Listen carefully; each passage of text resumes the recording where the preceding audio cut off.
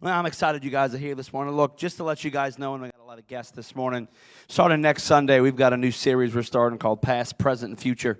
How many of you know that Jesus isn't intimidated by our past? He's walking with us in our present, and he has plans for our future. Amen? And so let's go take us straight through Mother's Day. So come hang out with us. When I was younger and I was taught trying food, Mom would always say you got to try it at least more than once. So even if you don't like how I preached this morning, maybe you got to try it next week. I might preach better. We don't know. But I'm excited. Today is Easter Sunday. Jesus is alive, and we get to celebrate it. I don't know about you. I don't just celebrate it one day a year. I celebrate it every day because that's just the way I live my life. But he's alive. We're going to talk about it a little bit this morning, obviously. But I got a story for you real quick. So a few months ago, I'm here. And I got to open up the big breaker box behind the big old breaker box. And when we took over this property, they gave us literally, it was a cardboard box with about 60-something keys in it. And we're going through it, and there was 27 of these little short golden keys with a black little edge on it. And I knew that it was supposed to be one of these 27 keys. And so yours truly goes back there with a cardboard box full of keys. Nope. I went through all 27 keys, and none of the keys opened the box. It's fantastic as that is. So I called Pastor Adam, and I'm like, bro, please tell me we got a key somewhere. He's like, what are you looking for? I'm like, the key for the breaker box. He's like, oh, it's on my desk, like this little spot. I'm like, you've got to be kidding me. I've been out here for a half hour in the heat. I hate the heat. And I'm trying to open this box, and I didn't have the right key. You ever been frustrated before? You got to get in the door, and you had on the right key? Right? And then when you find the right key, it's just amazing how easy things open when you have the right key, right? Like, that shouldn't be profound, but for that moment for me, it was. And there's a lot of people in life that you're dealing with something locked. You're dealing with something you're trying to get past, you're trying to get through, you're trying to figure out, and you keep sticking different keys in it.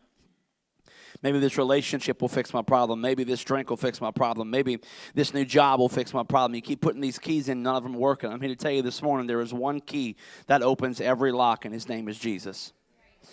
And this morning, we're going to talk about this for a little bit. And I was praying, and I was figuring out how we're going to preach this morning, because Easter is this Sunday. It comes every year, and how you're going to do something different. What does the Lord have to say? And he gave me a very simple title for you. The simple title is Jesus is Real.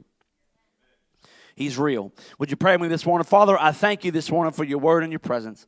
Lord, I thank you that you're here. I thank you that you're going to allow me to communicate this and preach it the way you want to preach, none of myself and all of you. And that every single person under the sound of my voice is going to leave this place changed, wanting and knowing you more. In Jesus' name, everybody said, amen. Let's go to Colossians chapter 1 real quick. Colossians chapter 1 says, Christ is the visible image of the invisible God. Now, we could stop and I could preach that for a month, but I'm not going to right now. Christ is the visible image of the invisible God. He existed before anything was created and is supreme over all creation. Christ is the visible image of the invisible God. And so what that tells us is when we read the Gospels, Matthew, Mark, Luke, and John, and we see how Jesus interacts with people, what that shows us is that is how God interacts with humanity. Because Jesus is the image of the invisible God. And so when we see how Jesus met the woman at the well, when we see how Jesus met the parable of the Good Samaritan, when we see how Jesus met the blind man, and when he met the religious leaders, that's how God interacts with humanity in a very real and tangible way. And so, but I don't know about you, but in my daily life, I don't see Jesus manifested physically. He's the image of the invisible God. So if I'm going to see him in my life, I got to know how to look for him. Because the Bible says that he reveals him to those who diligently seek him. He'll reveal himself. And so we're going to look at 5 different things this morning where Jesus is real. And each one's going to have a key, just like that box we talked about the back with the box that's going to open up. And so this morning, the first place we're going to see is Jesus is real in doubt. Jesus is real in doubt. Now, the question is not, have you ever doubted God? The question is, where and when have you doubted God? Maybe you doubted God when you got a diagnosis that you didn't expect. Maybe you doubted God when when the spouse that you had cheated on you and you never thought that was ever going to happen. Maybe you began to doubt God when that person died earlier than you thought they should have. Maybe you doubted God when you tried to get pregnant and could never get pregnant. Maybe you doubted God because somebody in church hurt you and somebody screwed up your way that you view things. And maybe your doubt comes in a whole bunch of different ways. And the problem is that people think that when I doubt, God can't get involved. Because Christianity is a life lived by faith. And so most people, the enemy gets us to buy into the lie that, well, I'm doubting God, so God's not going to get involved. And what we see in the story, and I'm just going to jump around this morning. In John chapter 20, Jesus has risen from the dead, and he comes in, and he walks through the wall and shows himself to 10 of the disciples. And Thomas is not there. And Thomas comes in later and finds out, hey, they're like, Jesus was here. And Thomas goes, I'm not going to believe it. And they're like, no, bro, he was here. Like, he come through the wall. Like, we all saw it. We're not going to forget the fact that the man walked through the wall. Like, he was here. No, not until I touch his nail-printed hands and the wound in his side, I'm not going to believe it. Now, a lot of times we may think, well, that's a disqualifier because he's not living by faith. We might think that oh, well, I got this, see, I read this, and there's just some things in here that I don't understand why it says what it says. I don't understand why it says what it says about this type of person. I don't understand why it says what it says about this situation. I don't understand why it, and we doubt and we question God and we wrestle with things and we think that this wrestling match or these questions or these doubts puts us at odds with God. Yet we see here in John chapter 20, verse 27, Jesus walks through the wall again. And in verse 27, he says, you can put it up for me. Then Jesus said to Thomas, put your finger here and look at my hands. Put your hand into the wound in my side. Don't be faithless any longer. Believe. My Lord and my God, Thomas explained. Then Jesus told him, you believe because you have seen me, but blessed are those who believe without seeing me. Jesus didn't run from Thomas's doubt. Jesus didn't get angry because Thomas doubted. Jesus jumped into the middle of Thomas's doubt and met him in the very place of his question. This morning you could be here with doubts that don't make any sense. Why did God allow this? Why did this happen? All these different big theological questions that maybe pastor doesn't get to preach about on Sunday that you really don't understand. Do not run from him because he's not running from you. He's looking to jump in the middle of all of your questions and walk you through until you get the answer. I'm a firm believer that the reason we find ourselves with questions is so we will seek him.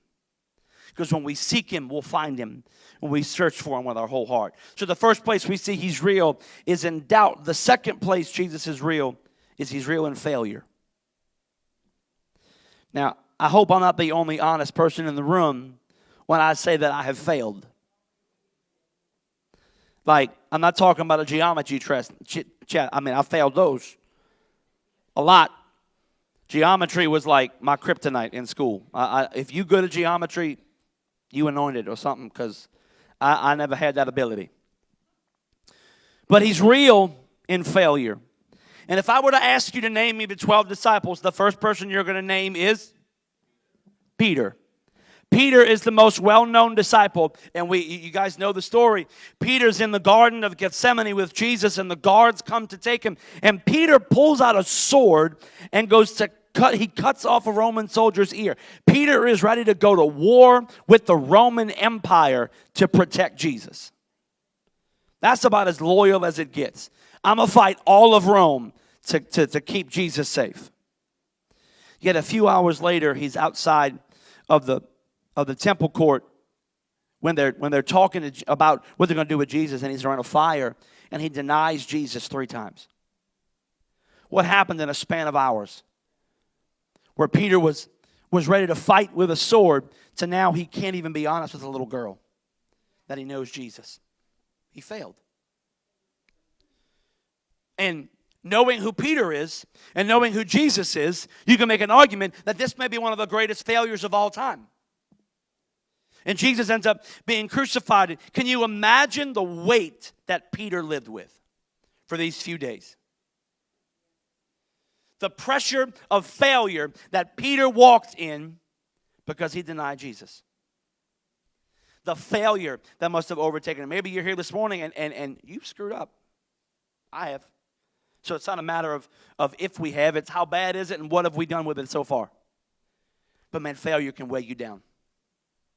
Failure will make you feel disqualified from relationship. It'll make you feel disqualified from service. It'll make you feel disqualified as a human being. Where I have screwed up so bad that God can't do anything with me. He can never use me. He can never love me. God will never send me a spouse. He'll never send me a husband. Never send me a wife. He'll never send me. I'll never be able to have kids. I'll never find a good job because I have failed so great in my life that there's nothing that could overcome it. And that's how Peter felt. Yet Jesus responds to Peter in a way that we got to recognize, because this is how he's going to respond to you and I when we fail. Because newsflash, you're going to fail again. And in John chapter 21, we see that Jesus doesn't show up and say, Peter, you failed me.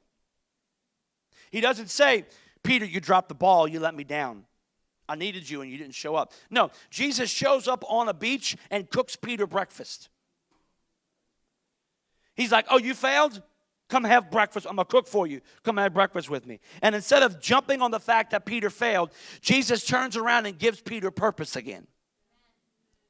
Because he's not intimidated by your failure. He died to deal with it. But so many people, they identify by the decision that they made, and they don't even want their spouse to know. They don't want their parents to know. They don't want their friends to know. They never could ever possibly want to come to a spot and let God know. Newsflash, he already knows. He saw it. We don't want to respond to the front. We don't want to come to an altar call for ministry, because if I have to let somebody know that I cheated on my spouse. I was addicted to heroin, or I did this, or I stole this, and we expose what we've done, that will be judged, we ridiculed, we run out the building, because Christians don't make mistakes. No, he is looking to meet you in the middle of your failure.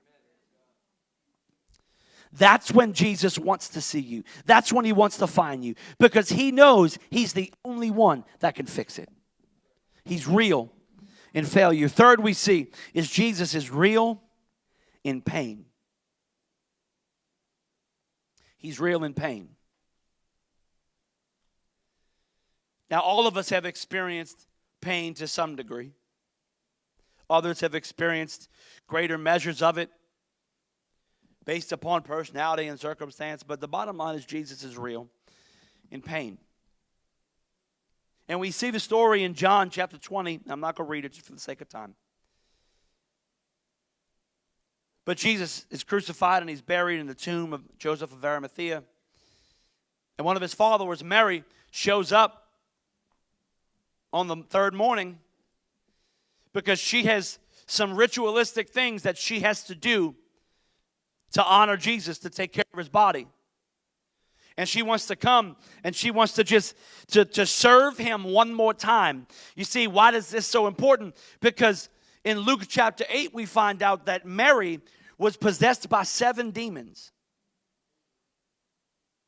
She would have been the person living under the Claiborne Bridge. She would have been the person in the mental institution. She would have been the person that none of us would have wanted to have over for lunch. She'd have been the person that we grabbed our kids from this hand and put them on this hand for. She'd have been the person we all stayed away from. Not because we didn't like her, but because something's wrong with that lady. Something ain't right there. That's who Mary was. Yet Jesus calls her name and delivers her from 7 demons.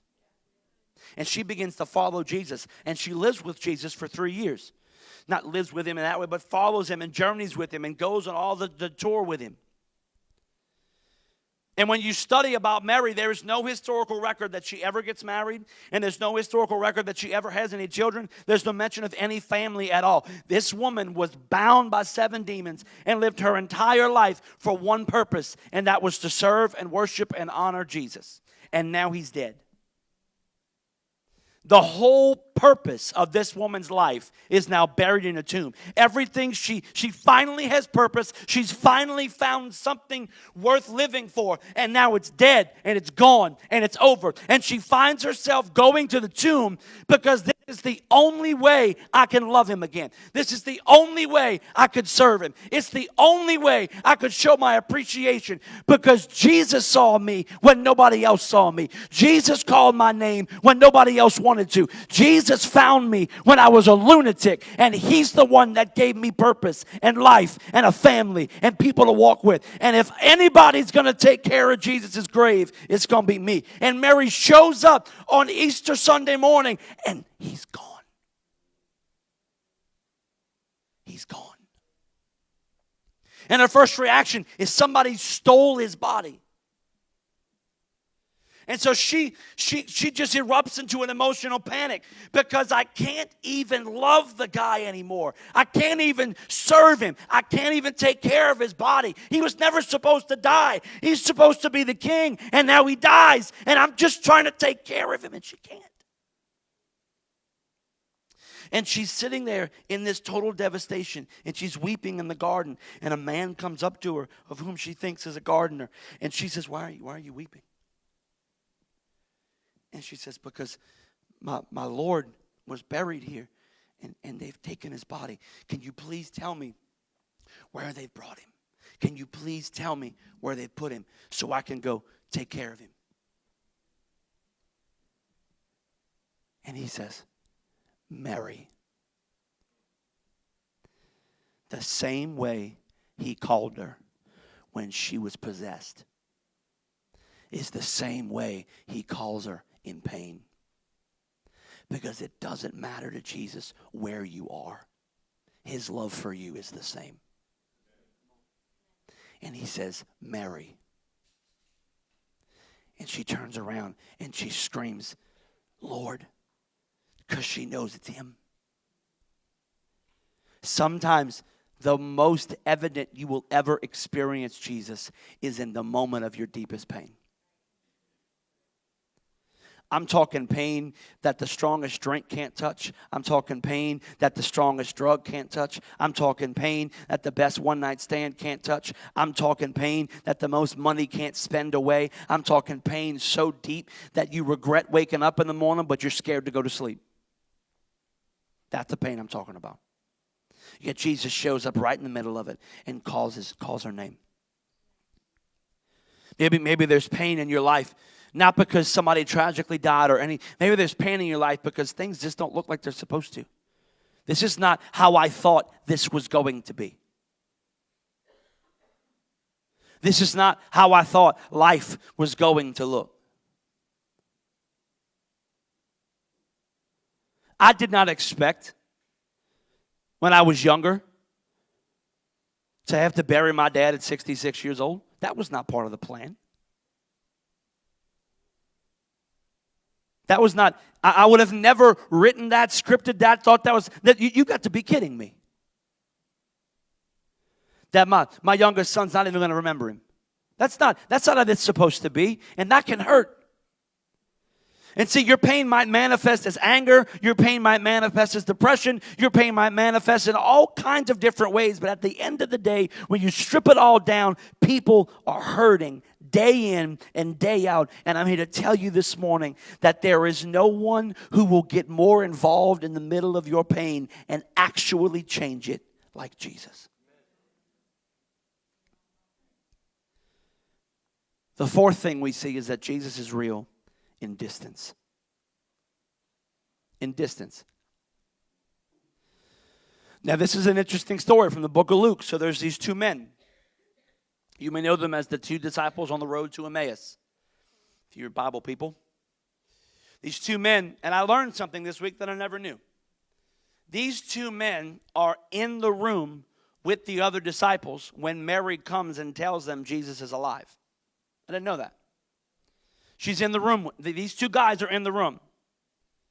They're in the room. They follow Jesus. They've been with him for the ministry. They've watched him die. They're in the room with the disciples. And Mary comes and says, hey, Jesus is alive. Peter and John run out the door. They're gone. And these two guys, I don't really understand this, but they have an appointment in Emmaus, 7 miles away. So they leave. Now, I'm an integrity kind of guy. If I say that I'm going to meet you somewhere for 12, I'm going to meet you somewhere for 12. I believe in keeping your commitments. But how many of you know that there are certain situations that call for rescheduling commitments? Right? There are certain things that you might have scheduled. They're like, hey, I can't come.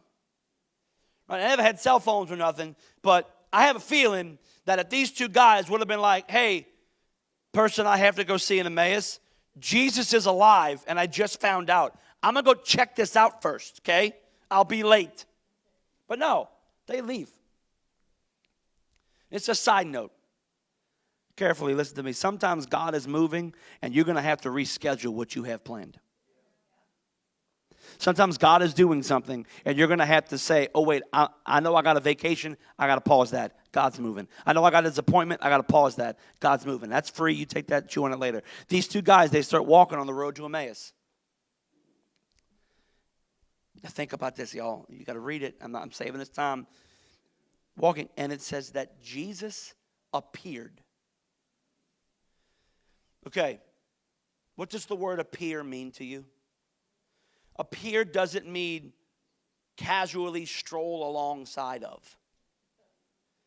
Appear, to me, seems a little bit like, poof, he's there. It says he appeared to them, and they begin walking.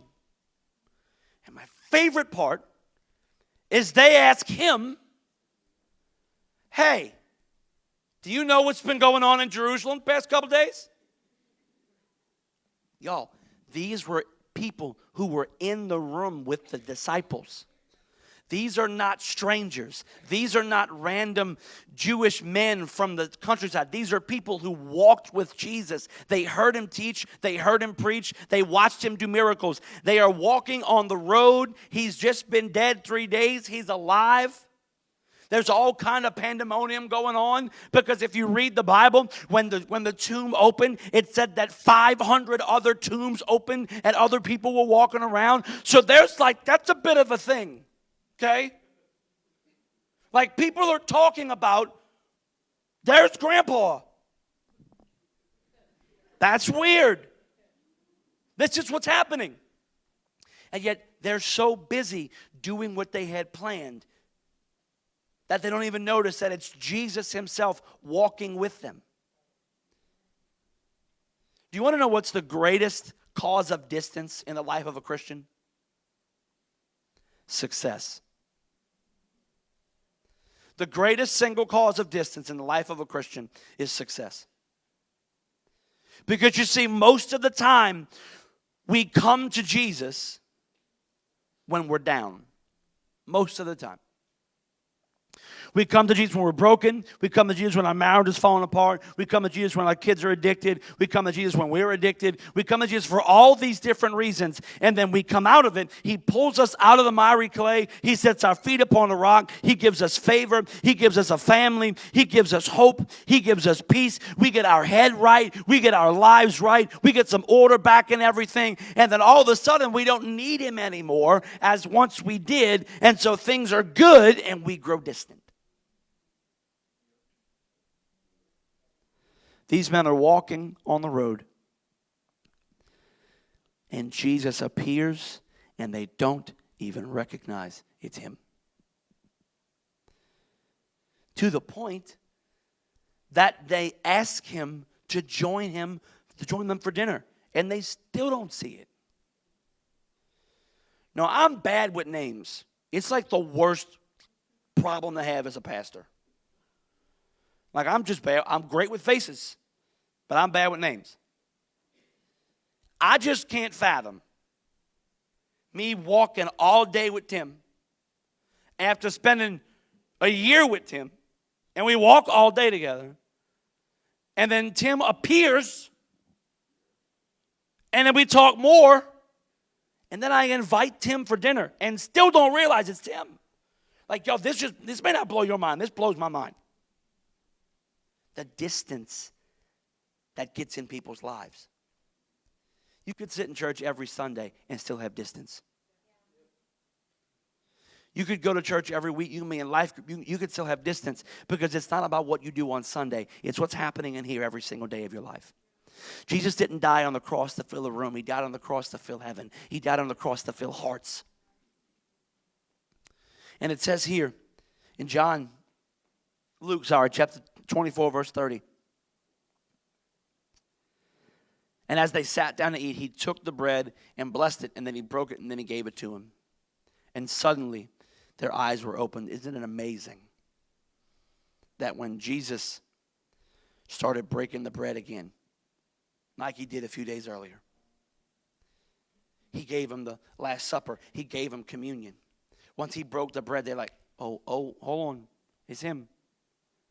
And then, at that moment, he disappears. And they said to each other, didn't our hearts not burn within us as he talked on the road and explained the scriptures to us? They walked with him and didn't know it was him.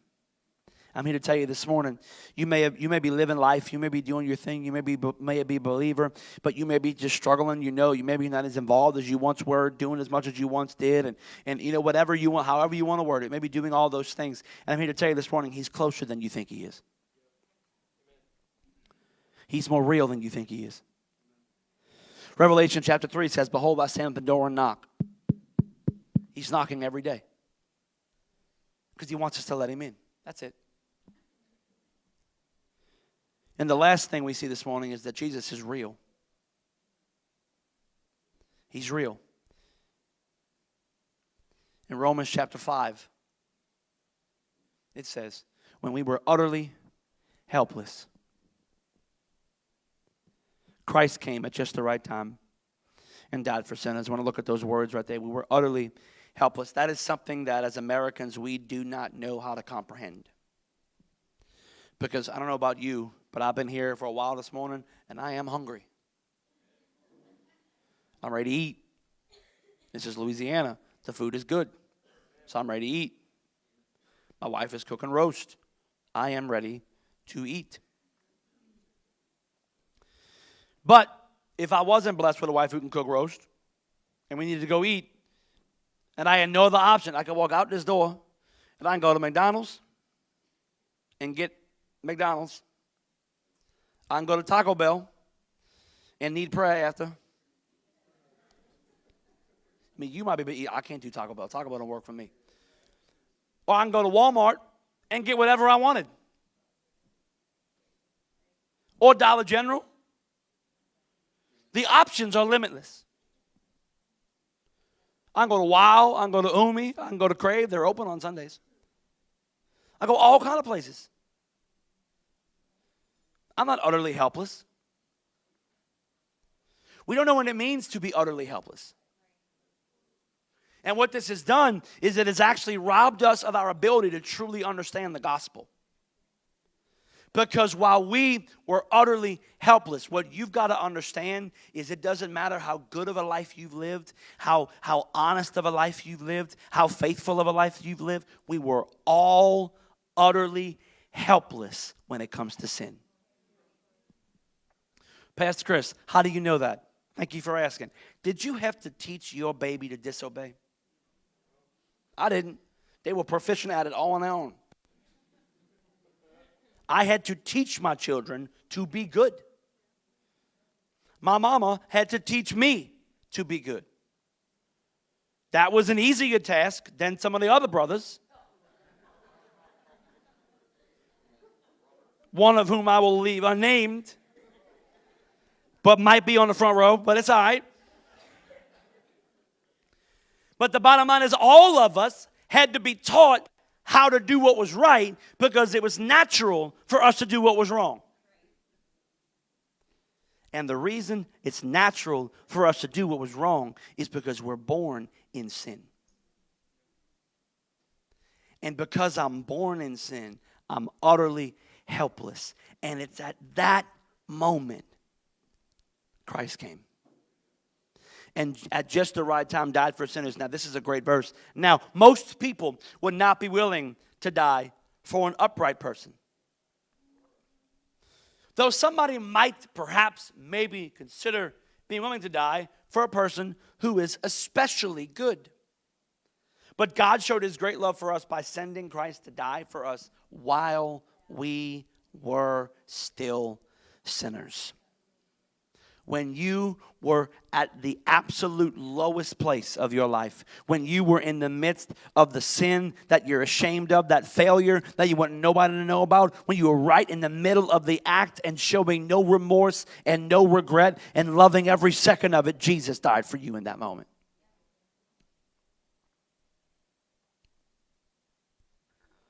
Now, if you remember earlier, I talked about keys. And how I back there tried finding for forever with these 27 keys. And I could not get it open. And I finally found the right key. And when I got the right key, I opened up and everything was done.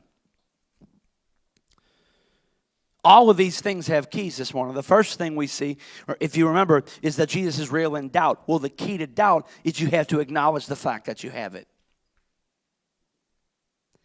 And when I acknowledge the fact that I am doubting and I bring that key, Lord, I'm doubting. Help me.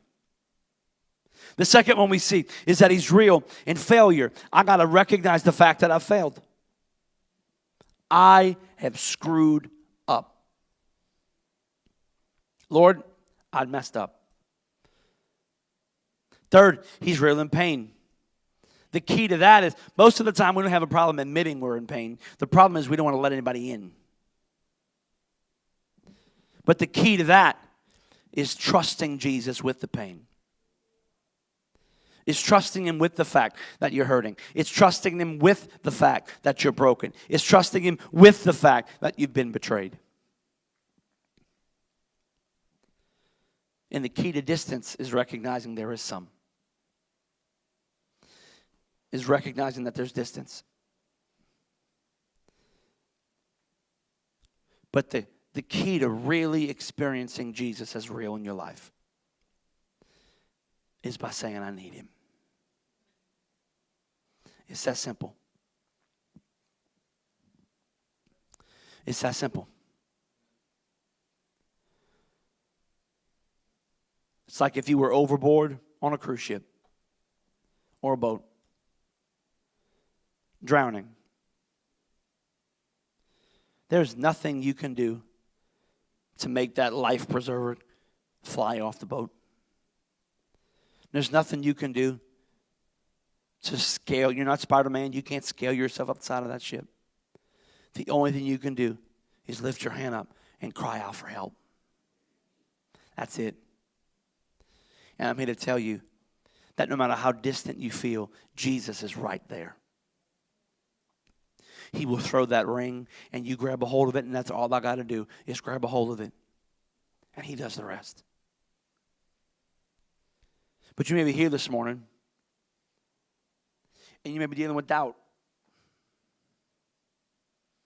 Doubt could be confusion. It could be frustration. It could be unmet expectation. It could be, why did God allow this to happen? Lord, I don't understand why my spouse cheated. God, I don't understand why my daughter died. I don't understand why this happened or that happened. All whatever different thing you could be dealing with.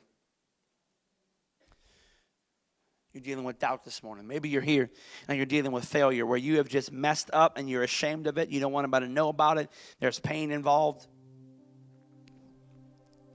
Maybe you're here and you're hurting this morning. Or lastly, you're here and you know there's distance between you and the Lord. There's distance. You know things are not the way they should be. Or lastly, maybe you've never given your life to Jesus. I'm going to ask you this question with every head bowed and every eye closed this morning.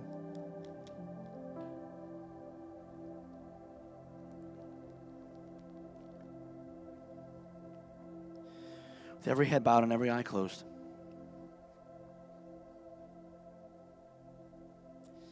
Maybe you're here.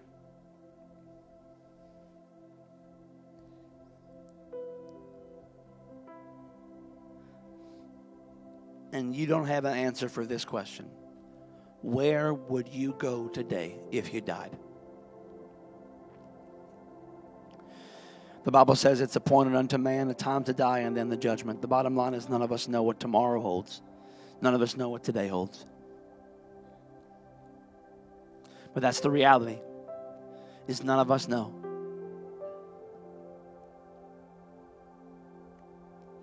Well, today you can know. Why? Because Jesus is real. So if you're here this morning, you can say, Pastor Chris,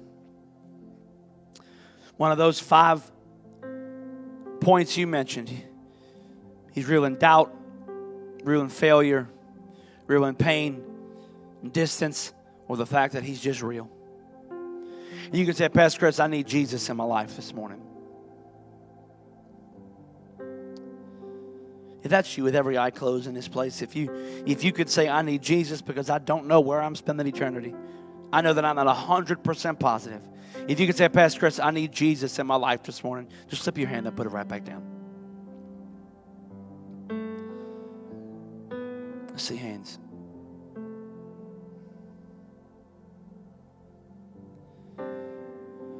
Maybe you're here this morning and maybe you are a believer, but man, you're dealing with some doubt. Man, you're dealing with some pain or some failure or some distance. He's here for you this morning, right in the middle of it. If you would you stand with me this morning?